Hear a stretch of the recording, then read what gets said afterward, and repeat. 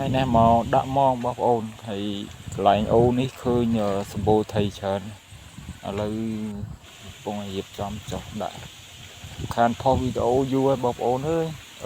ọt miền tây thơ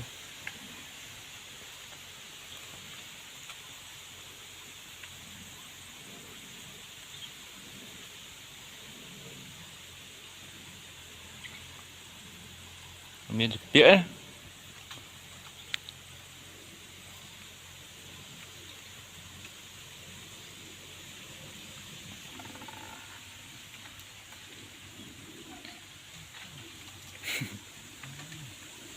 tía mình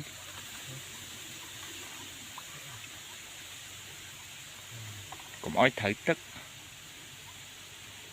tía tía sát nhỉ tía bạt